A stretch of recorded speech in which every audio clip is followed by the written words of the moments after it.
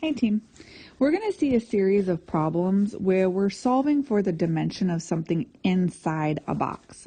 So let's pretend that this is just a box or like a tank or something like that, and we're putting things into it. Okay, so for example, if this was a fish tank, okay, let's say this was our fish tank. If we're pouring water inside of it, it's typically going to take the length and the width of what we're putting inside of it. So the water would be 6 inches long and 4 inches wide.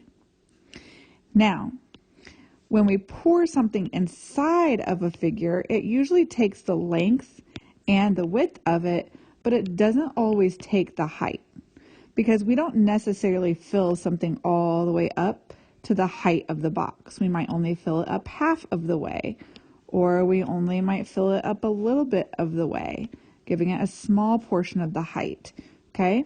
If we filled it all the way to the top, then yes, we would have used the full height or depth of the box, but it really just depends on the problem. But we do know that it always takes the length and the width of the figure. So let's look at an example. Here it says Tristan is storing his baseball cards in a shoebox.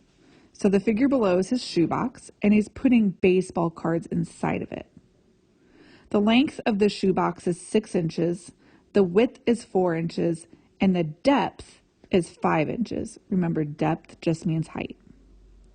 So we know while he's putting baseball cards into the box, then those cards are going to take the length of the box and the width of the box. But we don't necessarily know that it will take the height of the box. It says he fills the box to a volume of 72 cubic inches.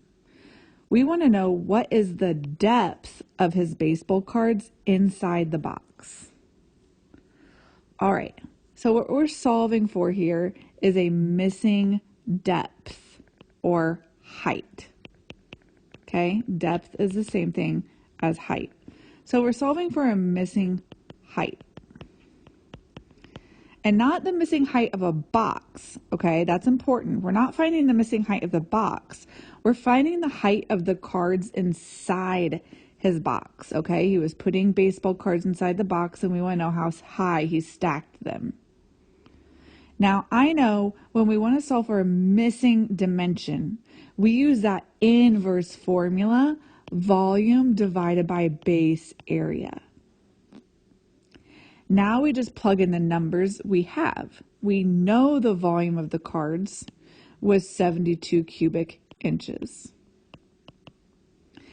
Now we got to find the base area. Okay? Base area is 2 dimensions of our cards multiplied together. Okay? We know when we put baseball cards inside the box, they're automatically going to take the length of the box and the width of the box. Okay? We don't know the height. So we're going to multiply this length and width together to get our base area, 24. So we take our volume divided by the base area, 24. 72 divided by 24 gives us 3. So our depth or our height is 3 inches. This means he only filled the box, the shoebox, up part of the way. He only filled it up to about 3 inches of the height. Now, we can double check and make sure that this is correct. We can take our height, 3, times our base area, 24, and make sure that it equals this volume of 72. When I take 24 times 3, I get 72. So I know that we found the depth of the baseball cards correctly. The depth of our baseball cards was 3 inches. Again, notice how we used that inverse formula to solve for our missing height.